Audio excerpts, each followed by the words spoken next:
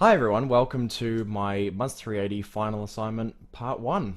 Let's just crank straight into it. So, I had initial goals that I wanted to try and achieve at the beginning of the course, and here they are. So, the first one was to try and experiment with some new sounds.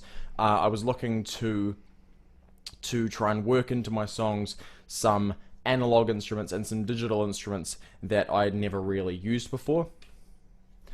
To write performable songs, that's just a constant goal. But I've found that when looking back at previous years, especially in 2018, like over half of my songs I don't perform these days. So my goal coming into 380 was to try and write songs that I would be happy performing.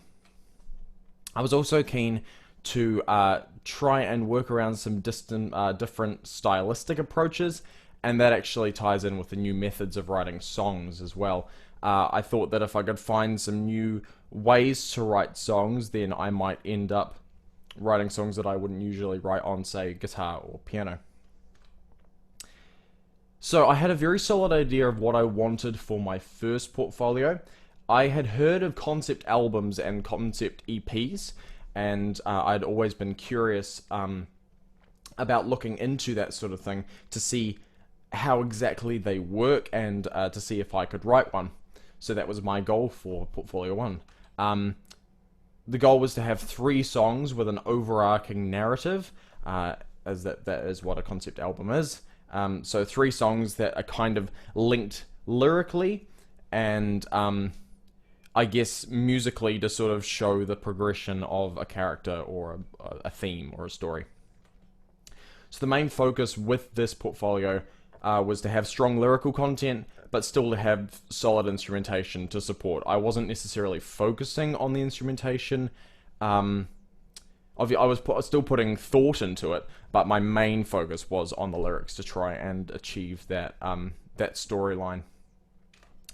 And I was also keen to try and highlight the thematic aspects of songwriting to see if I could incorporate a singular theme that could be seen when listening, or it could be heard when listening to the EP, the concept EP.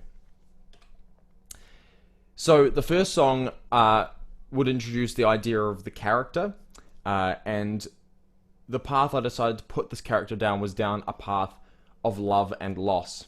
So the first song was the idea of the optimist. The character is very carefree and excited, and I intended to reflect this in the music. He's very open and he's ready to accept love from another person. And in the lyrics of the song, you can hear that he's very expressive and he's very happy, and he knows that love is all around and there's someone out there waiting for him. So I tried to reflect that in the lyrics, and these are some of the lyrics from the chorus.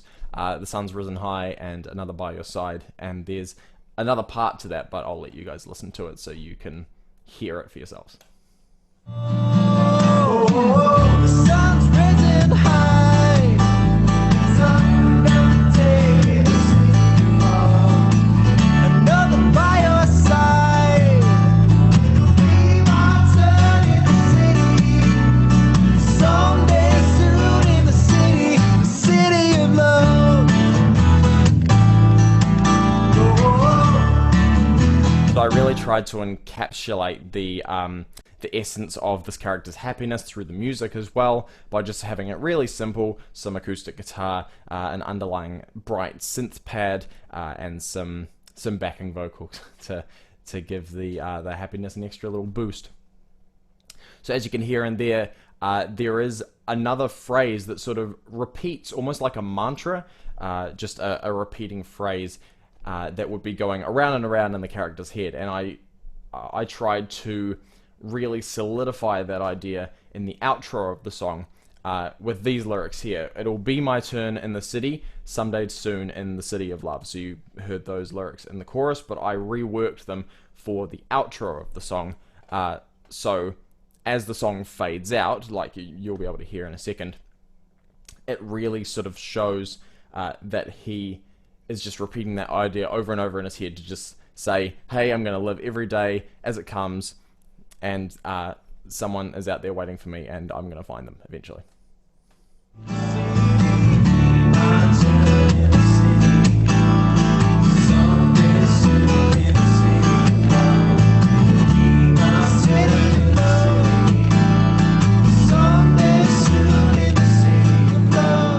So it's a very simple song. It's very straightforward, but that's how this character views the idea of love. It's very simple and very straightforward, and there is someone out there waiting for him. But love is quite the opposite, as I'm sure many of us actually know. So I named the song "City of Love" to reflect that very positive sounding title, to really reinforce that idea and that theme of love in the song. So the second song, I had the idea of the third wheel, which is, again, a situation that I know a lot of people have found themselves in, where they feel like they're tagging along with two other people who are in some sort of relationship. So the song has a sonically harder edge than the City of Love. It's more akin to 90s rock. It has some electric guitar in there and some harsher synth sounds. So in this song, everyone has found someone. Everyone around him has found someone, and they've left him to fend for himself in his own world, which is devoid of love at this point. And this song, I attempted to encapsulate the feeling that he had realized this, and he was attempting to accept the situation that he was in, by denying that he even wants love. So a common coping mechanism is to just pretend you don't want something when you actually really do. So I tried to encapsulate this in the lyrics as well, especially in the first verse, where he says, "I don't miss the complications when you were on my mind." And as we get to the pre-chorus, he's hoping that his friends will actually lose their loved ones and come and rejoin him. And here's an audio example of that. I was always so sure way back when I saw you with her that it would end. So the lyrics there were, I was always so sure way back when I saw you with her that it would end. So he's really thinking, I assumed that you guys would break up and then you'd all come back to me and we can all just be friends and hang out and I won't be alone. So really, he wants someone to love, but there isn't anyone. Everyone has up and left him alone, essentially. And in the chorus, the lyric, "I keep chasing feelings I can't handle," really sort of encapsulates that feeling. But instead, he has to watch his friends turn away and essentially fade into neon. And that's what I named the song, the neon sort of being the bright light at the end of the tunnel that he can see, and all of his friends and their loved ones are all moving to the light while he is still stuck in the darkness. So that's the second song. And then the third song it revolves around the idea of this unstable dreamer, and to sort of show this, it's a very sharp musical contrast in comparison to Into Neon. It's a very acoustic song, very, very stripped back, with only a synth and some small little piano embellishments. At this point, the character is defeated, and he's accepting that he is desperate for someone to spend the rest of his life with. And I wrote this into lyrics here in the first verse. So, "I want a love that's worn and true, never fades as the years pass on through." And he's wishing that he was like his friends, and that he wasn't alone, and that he was with someone, which at this point seems impossible for him. And here's the chorus, which really encapsulates that. Ooh, don't I wish I had that life? Ooh, the life I want, but isn't mine. So, following that, in the bridge after the second chorus, he lashes out to no one in particular, and I encapsulate this in lyrics such as, "Don't break the illusion that I'm happy, don't waste your breath on me, I'm fine." And he's wanting sympathy, even though he says he doesn't. And at the end of his story, he's waiting for someone to essentially come and save him instead of it being someone to come and love him. He's like, please, anyone, come and help me and make me feel better. And the song is called That Life, which sort of encapsulates that. Instead of it being my life, it's that life that he can see others have and he doesn't. So that's the idea, all the ideas that I had for my first portfolio. And then in portfolio 2, I wanted it to be contrasting and to stretch my songwriting in new directions. So I had a look into instrumental experimentation. So my first portfolio was very focused on lyrical content, and my second portfolio, while I still wanted to have strong lyrics, I wanted to really focus on the instrumental side of things and having it sound different. So instrumental experimentation, it really ties into the stylistic approach, which was one of my goals at the start of this course. I believe that if you experiment by using different instruments, this will affect the way that your songs are written in the end. So 3 songs again, and I wasn't looking for them to necessarily be cohesive. The goal was to remove that boundary and to see where it took me musically. And I was looking to create new sounds, as I said earlier in the presentation, both analog and digital, so using synthesizers and then actual instruments, and we'll get into how I did that in a little bit. But the main focus was to create personally unorthodox music and still have strong lyrical content. So personally unorthodox is writing songs that I don't believe I would have written if I hadn't have been experimenting instrumentally. I guess the goal was to be very minimalist with the materials I had to write the songs initially, and then flesh it out later. So, for my first song, Sidelined, I did something I've always been curious about, using a drone as a songwriting device, a drone being a singular note with no other sort of melody attached. So I sat down and I found a drone on my MIDI keyboard, and I wrote the song around a drone. I also included a vinyl crackle over top for ambient while I was writing the song, which I actually created out of a hailstorm sound effect that I found on one of the sound libraries on my keyboard. And I just removed all of the lows in the EQ, and it sounds pretty much exactly like a vinyl crackle. So here's an example of the drone. I've called you at home all afternoon, but nothing on the other end of the line. So that's an excerpt of the first verse. As you can hear, I sort of weaved around the root note using the major scale. Now I do admit that there were other possibilities I could have used, such as the -6 or the inverted major third, but it didn't really feel right in the context of the drone when I was writing the song. But when I was using the drone, I ended up creating something of a slow-burning pop ballad, which, again, I don't believe I would have written. If I'd written this on piano, it probably would have been a lot slower, or if it was on guitar, it would have sounded completely different. So after the song was written, I experimented with some more sonic possibilities. I included some BVs with the low EQ removed that you just heard in that track then.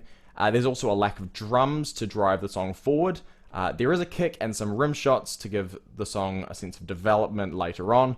But I also had this idea for a reverse synth solo later in the song, and this is part of the instrumental experimentation that I was talking about. So for this particular synth solo, I used the Tel Uno LX, it looks like this, and it is a simulation of the Roland Juno 60, which is an insanely popular synth from the 1980s. I used a horn pad synth, and I adjusted the ADSR to have a slow attack and a fast release to create this reverse solo sound. And here is an example of how that sounded.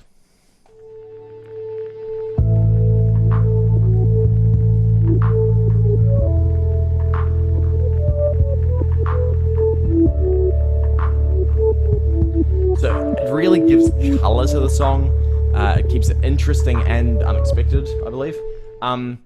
The Tell You Know LX also has a very distinct feature, which is these two chorus settings here. 80s musicians dug into their Roland Juno 60s to basically hotwire this chorus sound because it was so effective. There is also a free plugin made by the same guys who made this called the Tell Chorus LX, which is just that amazing chorus from this keyboard. And I actually used it in my song on a electric piano, and it sounds fantastic. So, highly recommend picking that up. Okay, so another method of songwriting I've always been interested in was writing over a percussion loop from scratch, not letting any sort of chords dictate the direction of the song. I felt that would be really interesting to see where that took me. So I actually made this percussion loop out of everyday objects. And I'm going to play you an example, and then I'm going to tell you how I did this.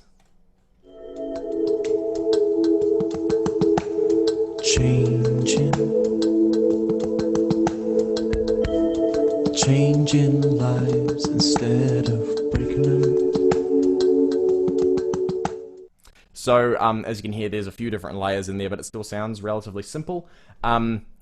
The kick is created from a chair and me whacking the chair with a book.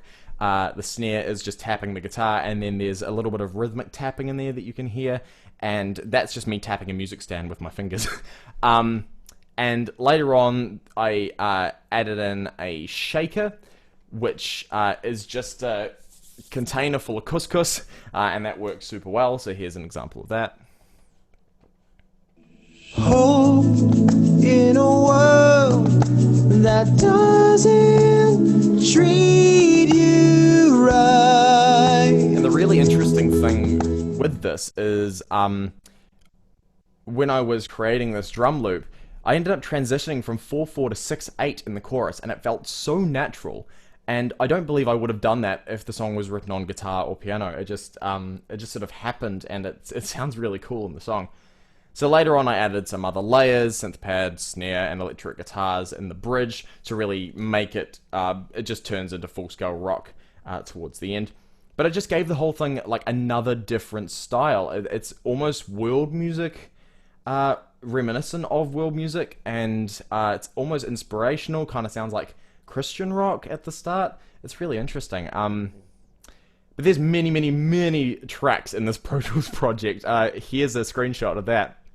So the highlighted section there is the bridge, and 13 tracks out of the 23 that I created are in the bridge, so it's just over half. But the transition felt really natural into the rock bridge from that sort of inspirational thing.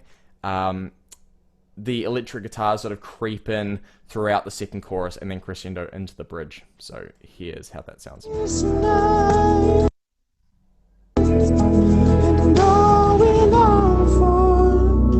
Hope with the light on, and every time I turn around. So that's an example of that there. So because I was willing to experiment for my third song, I was looking to write on an instrument that I hadn't written on before.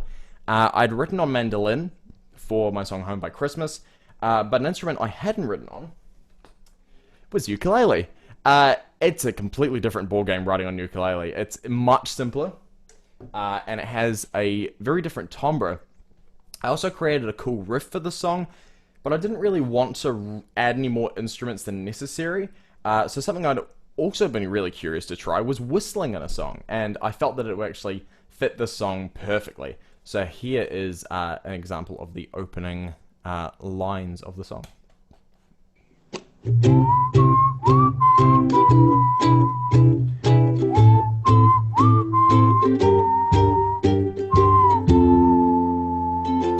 So the song is very, it's very jazz influenced. It's got some unusual chord patterns as well, which I don't believe I would have written on guitar. It goes from C to a B7, which is just a nuts chord progression, and then sort of follows the circle of fifths after that. The song is quite basic. I don't think I don't think there's really much to cover in terms of instrumentation for this particular recording. However, I did actually re-record the song for the horn assignment, so I added some horns and some heavier bass and some drums, and just really, really reinforced that jazz sound, which I thought was really cool. So, did I achieve the goals that I had set out to complete with my two portfolios this year? I asked myself that after I finished. So, did I experiment with new sounds? Well, I did. I experimented with both analog sounds, such as the ukulele, and using analog percussion loops, so just tapping on a music stand to create a drum loop. And some digital sounds, such as drones on the synth and some reverse synth solos as well, which I found were really interesting. Have I written performable songs? Definitely. So I'm very happy with the songs that I've written. I'm going to be performing with backing tracks at my next gig to perform some of these songs, I believe, which is really cool. So yeah, I'm looking forward to that. Did I use a different stylistic approach, and did I find new methods of writing songs? Yeah, I did. It put me in a different headspace than usual, writing on some different instruments, using a drone and a percussion loop to write around. And it made me see writing differently, which I found was really interesting. So I actually created songs that I don't believe I would have written otherwise. And yeah, I mean, I've created some really cool sounds and some really cool songs that really looking forward to performing in the near future, which is exciting. So yeah, that's my presentation. Thank you for watching, and be excellent to each other.